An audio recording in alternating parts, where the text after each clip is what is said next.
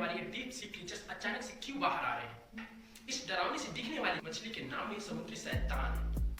ये अपने सर पर एक टॉर्च स्टील लेकर घूमती है, जिसे शिकार को अपने मुंह पे खींचना आसान। जापानीज लोगों का शुरू से मानना रहा है कि वॉरफिश का पानी की सतह के ऊपर डिजास्टर का संकेत है। वर्ल्ड वार II के दौरान एक सिरान ऑपरेटर शिप लौट देखकर हैरान हो गए। करोड़ों अरबों की संख्या में डीप सी क्रीचर से मछलियों को निकलकर ऊपर समुद्री सतहों पे आ रही थी। नमस्कार दोस्तों, जनवरी 2023 की बात है। जापान के एक मछुआरे अपनी नाव पर बैठकर मछली पकड़ने के लिए निकलता है। समुद्र में कहीं बीच जाकर अपने फिशिंग नेट को फेंकता है और कुछ ही देर बाद उसमें कई मछलियां फंसती हैं, जिसमें एक बहुत ही अजीब और बहुत लंबी सी मछली कुछ देर बाद फंसी हुई मछलियों को निकाल रहा था।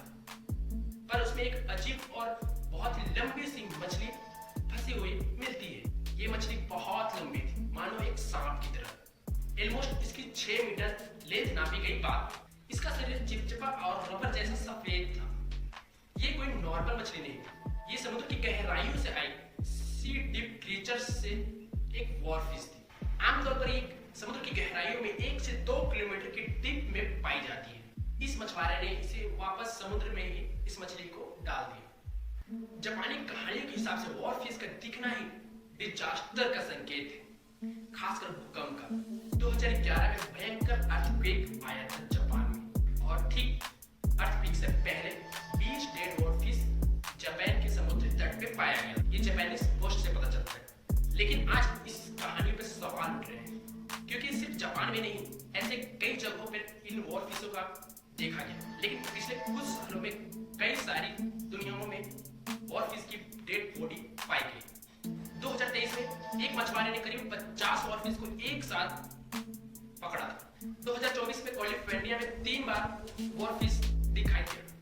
फरवरी 2025 में मेक्सिको में एक जिंदा वॉरफिश दिखाई दी। इन मछलियों को ऐसे बाहर दिखाई देना बहुत ही हैरान कर देने वाली ये बात, क्योंकि कुछ साल पहले तक वॉरफिश का दिखना बहुत ही रेयर माना जाता था। ये सिर्फ 2001 में पहली बार एक जिंदा वॉरफिश की फिल्मिंग की गई।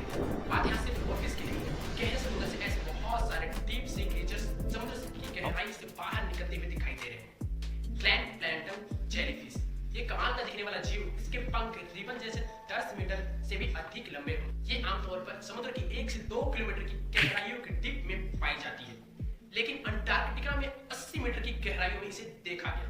इसी साल 2 ऐसे और घटनाएं हुई। एशिया में मछुआरों ने एक ऐसे जीव को पकड़ा जिसे देखकर लोग कहने लगे ये तो एलियन है। ये स्मूथ कैमफिश थी, जिसका शरीर एक ब्रेन जैसा दिखता है। इसके अलावा स्पेन की कोरा से करीब 2000 किलोमीटर दूर ब्लैक सी डेविल एंग्रेलिफिश पाया, जो समुद्र की सतहों पे देखा गया। ये डरावनी से दिखने वाली मछली, इसके नामों में ही समुद्री शैतान है। ये दोनों प्रकार की मछलियां डीप सी क्रीचर्स में पाए जाते हैं, जिसे ऊपर ऑलमोस्ट कभी नहीं देखा गया। जाहिर सी बात है, यहाँ सवाल उठता है कि आखिर हो क्या रहा है। ये डीप सी क्रीचर्स जिसकी खबर इंसानों को हजारों साल से नहीं थी, आखिर ये बाहर क्यों आ रहे हैं? आइए समझते हैं गहराई से इस वीडियो में। पूरी धरती के 71% सरफेस पानी से कवर्ड है।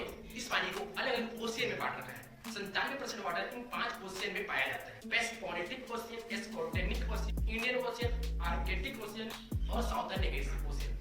लेकिन जानते हो क्या, इन सारे ओशियन में केवल 5% समुद्र को ही एक्सप्लोर मैप में किया गया है। बाकी 95% ओशियन आज भी, खासकर डीप सी, आज भी अनजान। जब आप गोवा के किसी बीच में जाकर आप नीले पानी को देखते हैं, तो आपको समुद्र की सबसे ऊपर की लेयर, जिसे हम सनलाइट जोन कहते हैं, जहां तक सूरज की रोशनी पहुंच जाती है।